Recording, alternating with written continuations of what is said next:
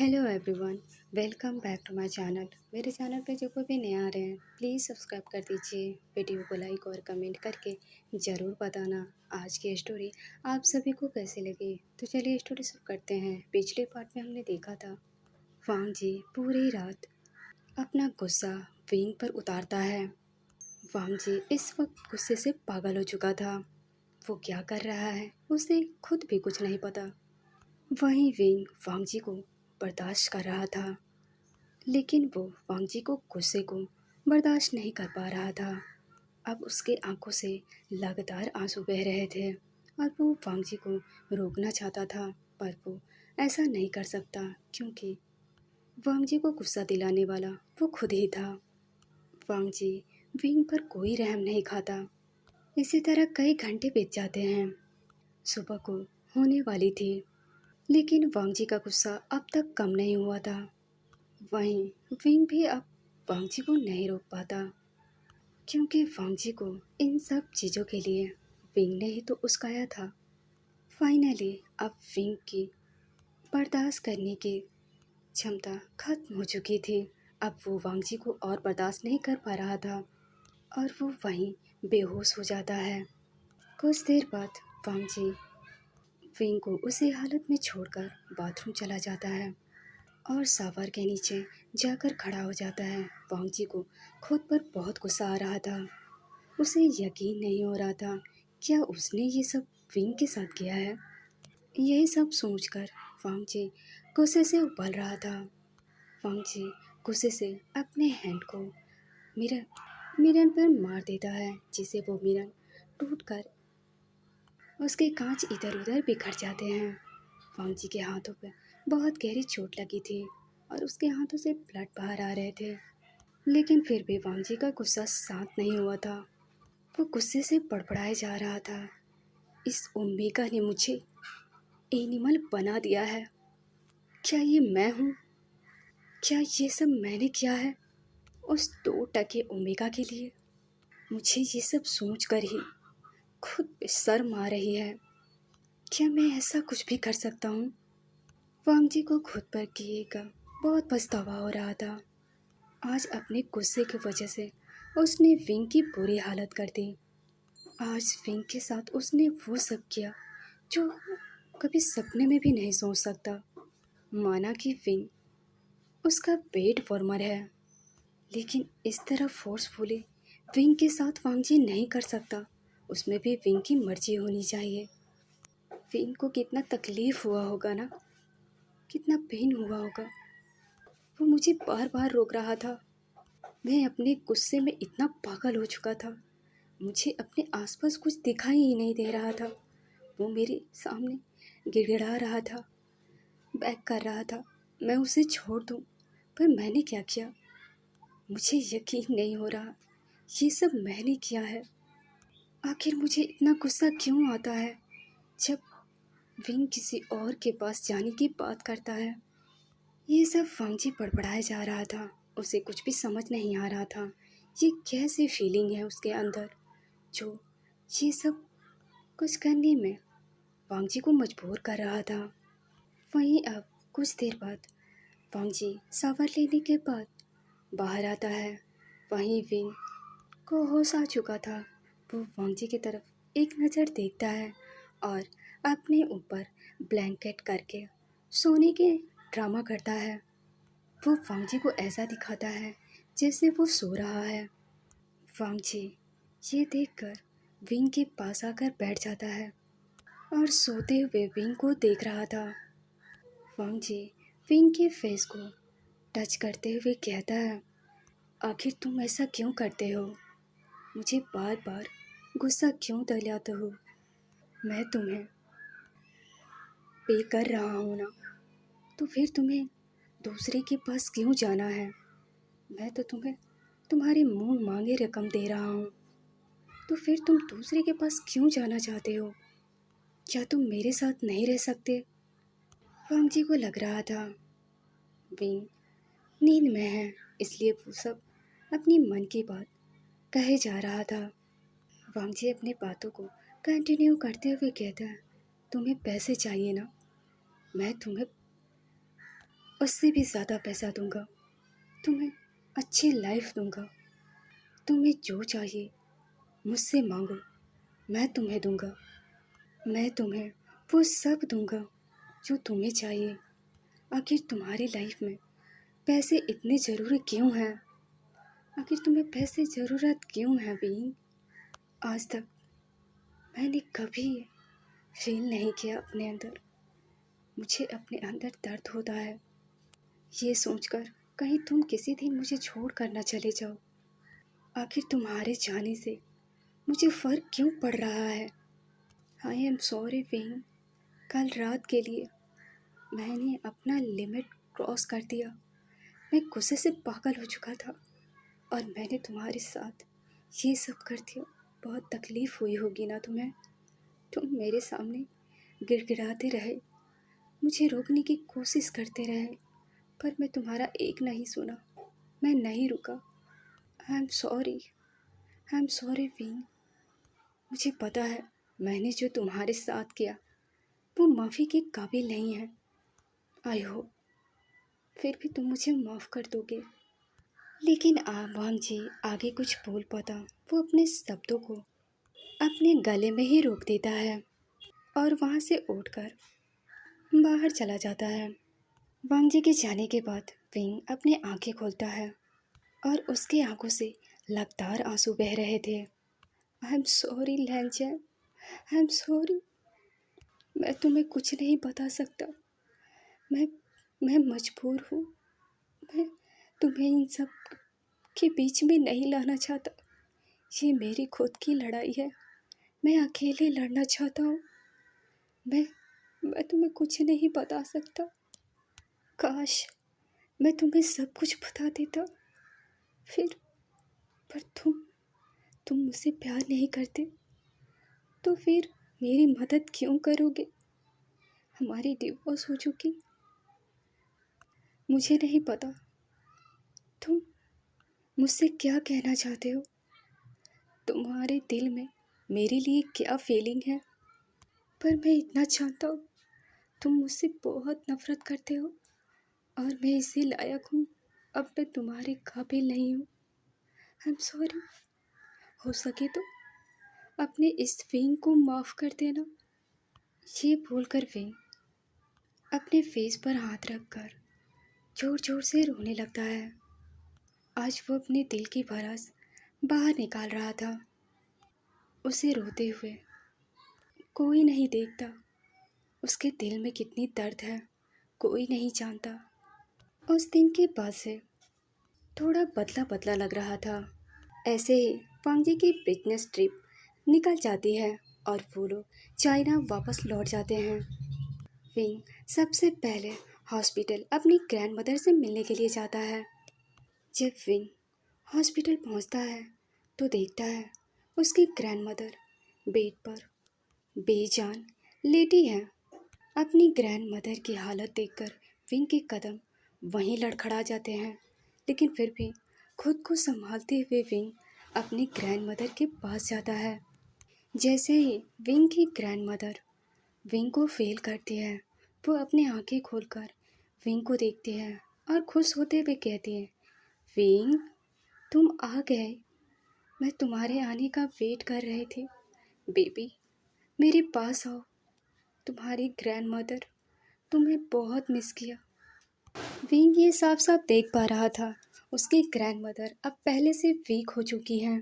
अब वो पहले जैसे बिल्कुल नहीं रही। वो काफ़ी वीक हो चुकी थी। उन्हें देखने से ऐसा लग रहा था वो आज है तो शायद कल नहीं रहे। विंग अपनी ग्रैंड मदर की हालत देखकर फूट फूट कर रोने लगता है। अपनी ग्रैंड मदर की ऐसी हालत नहीं देख पा रहा था। अपनी ग्रैंड मदर को देखकर विंग को अंदाज़ा लग चुका था। वो अपनी ग्रैंड मदर को हक करके रोने लगता है। विंग को इस तरह रोते हुए देखकर विंग की ग्रैंड मदर विंग को शांत कराते हुए कहती है, विंग क्या हुआ? मैं ठीक हूँ। देखो ना तुम मेरे अच्छे से इलाज करवा रहे हो। मैं बहुत जल्द ठीक हो जाऊंगी और देखना हम दोनों साथ रहेंगे। विंग रोते हुए कहता है, मैं भी यही चाहता हूँ कि आप जल्दी से ठीक हो जाओ, फिर हम दोनों एक साथ रहेंगे ग्रैंडमदर। मैं आपको खोना नहीं चाहता। आपके अलावा मेरे पास कुछ नहीं है, ना मॉम है, ना डैड है, मेरे पास कुछ भी नहीं है। आप मेरे साथ हो, मेरे लिए वो दुनिया की सबसे बड़ी खुशी है। प्लीज़ ग्रैंडमदर, मुझे छोड़कर मत जाना। आपका विंग आपके बिना नहीं रह पाएगा। विंग की बात सुनकर ग्रैंडमदर हंसते हुए कहती है, विंग, मैं ठीक हूँ, मुझे देखो, मैं बिल्कुल ठीक हूँ। मैं बस थोड़ी सी वीक हो चुकी हूँ। अब देखना, मैं बहुत जल्द ठीक हो जाऊँगी। तुम जो मेरे साथ हो। सब छोड़ो, अपने आंसुओं को पोंछो। अब ये बताओ, तुम्हारी बिजनेस ट्रिप कैसी रही? क्या तुमने अच्छे से किया? तुम्हारा काम कैसा चल रहा है? अपनी ग्रैंडमदर की बात सुनकर विंग अपने आंसुओं को पोंछते हुए चेयर पर, पास के पड़े चेयर पर बैठ जाता है और वो अपने फेस पर स्माइल लाते हुए कहता है, ग्रैंडमदर, मेरी बिजनेस ट्रिप बहुत अच्छी रही। देखना ग्रैंडमदर, मैं आपको बचा लूँगा। मैं खुद से आपको दूर नहीं जाने दूँगा। विंग की बात सुनकर ग्रैंडमदर अपने मन में सोचते हुए कहती, बेटा, मरने वालों को कोई नहीं बचाता। काश मैं जी पाती और मैं तुम्हारे साथ हमेशा रहती, तुम्हारे लिए एक अच्छा सा अल्फा देखती। मुझे नहीं पता मैं और कितने दिनों तक रहूँगी, पर मेरे जाने के बाद तुम्हारा क्या होगा? आखिर तुम्हारा ख्याल कौन रखेगा? मुझे पता है तुम मुझे बचाने के लिए कितना मेहनत कर रहे हो, पर मैं नहीं चाहती तुम और मेहनत करो। मुझे नहीं पता तुम इतने सारे पैसे कहाँ से ला रहे हो। मैं उम्मीद करती हूँ तुम कुछ गलत न करते हो। तभी विंग अपनी ग्रैंडमदर को ख्यालों से बाहर लाते हुए कहता है, ग्रैंडमदर, आप कहाँ खो गए? विंग की ग्रैंडमदर स्माइल करते हुए कहती हैं, विंग, अब तुम पैसे बचाना शुरू कर दो। मुझ पे कितना खर्च करोगे? आई थिंक तुम्हें पैसे बचाना चाहिए। तुम इतनी मेहनत करते हो, कभी खुद पे खर्च कर लिया करो। तुम सारा दिन मुझ में ही लगे रहते हो। देखो तो, तुम्हारी शर्ट कितनी पुरानी हो चुकी है। मेरे ख्याल से तुम्हें अपने लिए न्यू शर्ट ले लेनी चाहिए, क्योंकि तुम अब ऑफिस जा रहे हो। अगर तुम पुरानी शर्ट पहन कर जाओगे तो लोग तुमसे दूर दूर भागेंगे। और मेरा उम्मी का चाइल्ड तो सबसे खूबसूरत है। मैं चाहता हूँ मेरी उम्मी का चाइल्ड सबसे अलग लगे।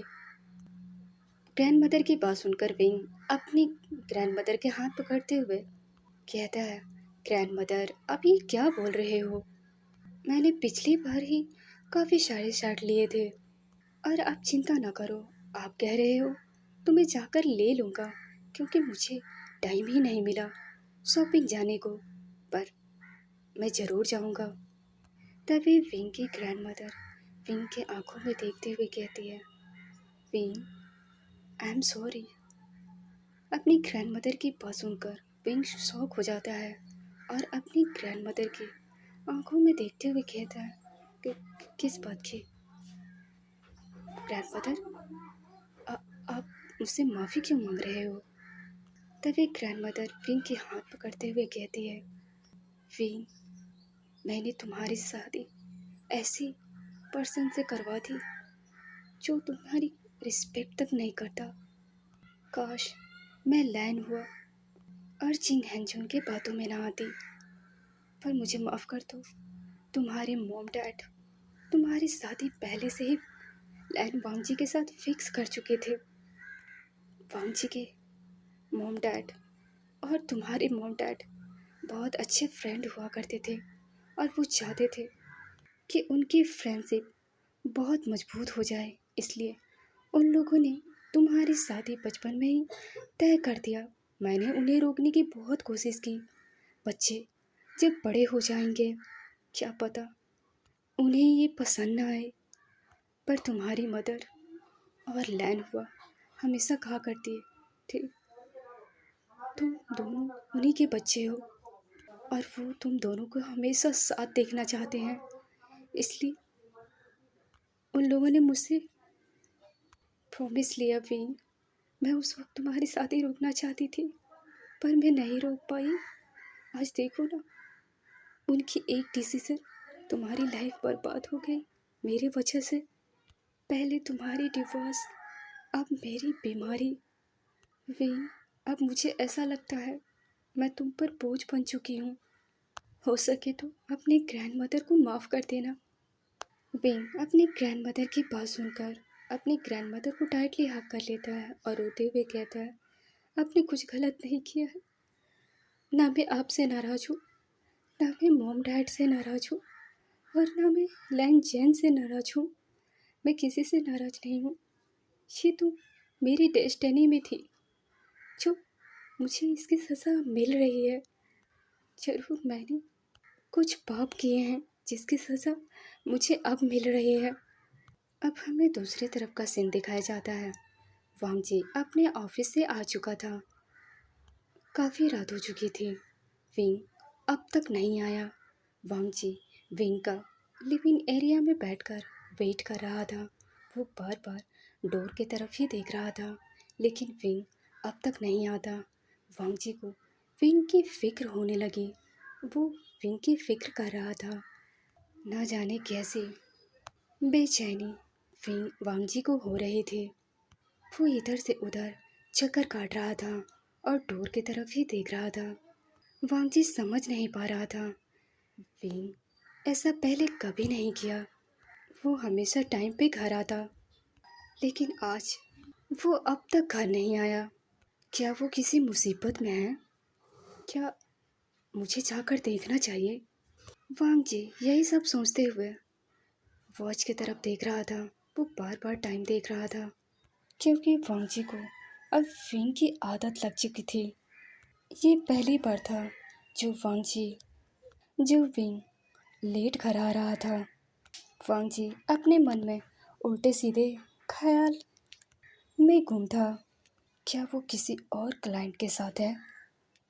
नहीं, शायद वो किसी काम में फंस चुका होगा। क्या मैं उससे फ़ोन करके पूछूं? मैं क्यों उसे फ़ोन करूं? जब उसे आना होगा तो वो खुद ही आ जाएगा। ये सब सोचकर वांगजी किचन में जाकर अपने लिए कुछ फूड रेडी करता है। तभी वांगजी को विंग की आवाज़ सुनाई देती है। मिस्टर लैंग, इस वक्त आप किचन में क्या कर रहे हैं? जैसे ही वांगजी विंग को देखता है उसके फेस पर एक छोटी सी स्माइल आ जाती है जो विंग नहीं देखता। वांगजी विंग को देखकर कहता है, तुम इतनी देर से कहाँ थे? विंग अपने वॉच को देखते हुए कहता है, मिस्टर लैंग, आपको तो पता होगा मैं फ्री नहीं रहता। मुझे थोड़ा लेट हो गया, आई एम सॉरी। मेरे लेट होने की वजह से आपको किचन में आना पड़ा और आपने तो सर्वेंट को 1 महीना पहले ही छुट्टी दे रखी हैं और मैं ये भूल चुका था। वांगजी विंग को देखकर कहता है, मिस्टर लैन, अब तुम आ ही गए हो तो मैंने डिनर रेडी कर दिया है। तुम चाहो तो ज्वाइन कर सकते हो। विंग हंसते हुए कहता है, ऑफ कोर्स, मैं अभी आता हूँ मिस्टर लैन। ये बोलकर विंग फ्रेश होने के लिए चला जाता है और फ्रेश होकर डायरेक्ट डाइनिंग टेबल के पास आता है और चेयर पर बैठ जाता है। वांगजी ऑलरेडी पहले से ही बैठ चुका था और वो अपना डिनर कर रहा था। वहीं वांगजी डिनर करते हुए उसकी नज़रें बस विंग को देख रही थी। विंग ये फील कर पा रहा था वांगजी की नज़रें विंग को कुछ अलग महसूस करा रही थी। वो वांगजी की तरफ देखकर कहता है, क्या हुआ मिस्टर लैंग? वांगजी कुछ नहीं कहता, वो बस अपना डिनर करता है। विंग जब वांगजी से रिस्पॉन्स नहीं पाता तो वो भी कुछ नहीं करता, वो अपने डिनर में बिजी हो जाता है। डिनर करने के बाद विंग बाउल को किचन में लाकर साफ कर देता है और किचन को अच्छे से क्लीन कर देता है। और वो जब बाहर आता है तो वांगजी अब तक विंग का वहीं वेट कर रहा था। विंग वांगजी को देखकर कहता है, मिस्टर लैंग, आप अब तक अपने कमरे में नहीं गए? वांगजी विंग से बिना कुछ कहे विंग के पास आता है और विंग के फेस के करीब अपने फेस लाते हुए कहता है, मैं तुम्हारा वेट कर रहा था। वांगजी का फेस विंग के फेस के इतने करीब थे कि वांगजी की सांसें विंग अच्छे से महसूस कर पा रहा था। वांगजी के ऐसा करने से विंग की धड़कनें तेज हो जाती है। वांगजी विंग के लिप्स की ओर झुकता है और उसे पैशनेट किस करने लगता है। विंग भी वांगजी के किस का रिस्पॉन्स करने लगता है। काफ़ी देर किस करने के बाद वांगजी किस को ब्रेक करता है और वो बिना कुछ बोले विंग से दूर हो जाता है। विंग को कुछ समझ नहीं आता, वो कंफ्यूज होकर वांगजी को देख रहा था। वांगजी ऑकवर्ड फील करते हुए अपने रूम में चला जाता है। वो विंग को फेस नहीं करना चाहता था। वो अपने रूम में जाकर अपने बेड पर लेट जाता है। विंग कंफ्यूज होकर वांगजी को जाते हुए देख रहा था। वो कुछ समझ नहीं पा रहा था, लेकिन वो भी वांगजी के पीछे रूम में चला जाता है और वो बेड पर जाके वो भी लेट जाता है। विंग अपने मन में सोचता है, वांगजी एक किस पर तो उसे नहीं छोड़ सकता, क्योंकि वो वांगजी को अच्छे से जानता है। वांगजी खुद को कंट्रोल नहीं कर सकता, पर उसने आखिर खुद को कंट्रोल किया ही क्यों है? क्या उस रात जो कुछ भी हुआ वांगजी गिल्ट में है, या फिर कुछ और जो विंग समझ नहीं पा रहा था? आखिर वांगजी विंग को बदला हुआ क्यों लग रहा था? वो जब से ट्रिप से चाइना वापस लौटे थे, तब से वांगजी का बिहेवियर काफ़ी बदल चुका था। क्या सच में वांगजी पछतावा में है? वांगजी डाइनिंग टेबल पर जो कुछ भी हुआ वही सब सोच रहा था। कैसे वांगजी उसे अपने बाउल से खाना सर्व कर रहा था, कैसे उसकी केयर कर रहा था। ये सब सोचकर ही विंग को अजीब लग रहा था। आखिर वांगजी विंग की इतनी फिक्र ही क्यों कर रहा है? ऐसे ही दिन बीत रहे थे। वांगजी हमेशा विंग की केयर करता था, उसे हर वक्त उसकी चिंता करता था, उसे कॉल करता और पूछता कि वो क्या कर रहा है, क्या वो ठीक है। वहीं विंग अब अपनी ग्रैंड मदर पर ज़्यादा फोकस कर रहा था, क्योंकि उसकी ग्रैंड मदर की हालत दिन प्रतिदिन बिगड़ती जा रही थी। इसलिए विंग अपनी ग्रैंड मदर की केयर करने में लगा था। वहीं वांगजी विंग का केयर कर रहा था। जब भी विंग थक हार कर मेंशन आता तो वांगजी विंग के लिए डिनर पहले से ही रेडी रखता और विंग को रेस्ट करने देता। वांगजी के अंदर ऐसे बदलाव विंग को अच्छा लग रहा था। उसे ऐसा लग रहा था कि शायद वांगजी खुद को बदल चुका है, शायद वो उसे पसंद करता है। इसी तरह आज भी विंग थक हार कर घर आया था। जब वो डाइनिंग टेबल पर बैठकर डिनर कर रहा था तो वांगजी विंग को गौर से देख रहा था। विंग आज थका हुआ लग रहा था। विंग को देखकर ऐसा लग रहा था कि वो पहले से कमज़ोर हो चुका है, शायद वो ठीक से कुछ खा नहीं रहा है। वांगजी अपने बाउल से फूड विंग के बाउल में रखते हुए कहता है, इसे खा लो और हाँ, फूड को जल्दी ख़त्म करो। फिर वांगजी को देखकर कहता है, मिस्टर लैन, मेरा पेट भर चुका है, अब मैं और नहीं खा सकता। वांगजी विंग को तरफ देखते हुए कहता है, देखो विंग, मैं नहीं चाहता कि तुम विंग खो जाओ और मुझे झेल ना पाओ। तुम्हें पता है मैं पेट में कैसा हूँ। अगर तुम अच्छे से खाओगे तभी तो मुझे झेलोगे। आजकल तुम मुझे बर्दाश्त भी नहीं कर पा रहे हो। वांगजी की बात सुनकर विंग की बोलती बंद हो जाती है। वो अपना मुंह बनाते हुए कहता है, अच्छा ठीक है। वांगजी विंग को, क्या बात है विंग, तुम आज बहुत थके हुए लग रहे हो। विंग स्माइल करते हुए कहता है, वो मैं थोड़ा थक गया था, ऐसा कुछ नहीं है। आराम करूँगा तो ठीक हो जाऊँगा। अब वांगजी कुछ आगे नहीं बोलता। वो डिनर करने के बाद वो अपने रूम में चला जाता। विंग सारे बाउल को किचन में वापस से रख देता और उसे अच्छे से क्लीन करने के बाद वो भी अपने कमरे में आकर सो जाता। इसी तरह दिन बीत रहे थे। वांगजी विंग को धीरे धीरे समझने लगा था। अब 1 महीने पूरे होने के 4 दिन बाकी थे। आज विंग बहुत खुश था। उसकी ग्रैंडमदर भी बहुत ठीक थी, इसलिए विंग जल्दी घर आ चुका था। विंग सबसे पहले किचन में जाकर वांगजी के लिए फेवरेट फूड रेडी करता है और फूड रेडी करने के बाद डाइनिंग टेबल पर उसका वेट करने लगता है। विंग को बहुत तेज की भूख लगी थी, लेकिन वो वांगजी को वेट कर रहा था। वांगजी अब तक ऑफिस से नहीं आया था। वांगजी को आने में लेट हो गया है, यही सोचकर विंग वहीं पे सो जाता है। जब वांगजी मेंशन आता है तो वो सीधा अपने रूम में जाता है और फ्रेश होने के बाद जब वो डिनर रेडी करने के लिए नीचे आता है तो देखता है विंग डाइनिंग टेबल पर सो चुका है उसका वेट करते करते। ये देखकर वांगजी एक छोटा सा स्माइल करता है और विंग के पास जाकर बैठ जाता है। वो विंग के बालों पे हाथ फेरते हुए कहता है, तुम बहुत खूबसूरत हो। क्या तुम मेरे वेट कर रहे थे? बिल्कुल वैसे ही जैसे एक हस्बैंड अपने हस्बैंड का आने का वेट करता है। तुम मेरी ब्यूटीफुल वाइफ ही हो। ये बोलकर वांगजी फूड की तरफ देखता है जो ठंडे हो चुके थे। वांगजी बिना कुछ बोले फूड लाकर किचन में रख देता है और उसे गर्म करता है। गर्म करने के बाद वापस से डाइनिंग टेबल पर ला के रख देता है और विंग को उठाते हुए कहता है, विंग रात बहुत हो चुकी है, चलो डिनर कर लेते हैं। विंग वांगजी को देखकर कहता है, लैनचैन तुम आ गए। जैसे ही वांगजी विंग की मौत से लैनचैन सुनता है उसके हार्ट बीट फास्ट हो जाती हैं, क्योंकि इस नाम से वांगजी के मॉम डैड और उसके अंकल ही बुलाया करते थे। विंग अपने आंखों को मसलते हुए कहता है, लैनचैन क्या हुआ?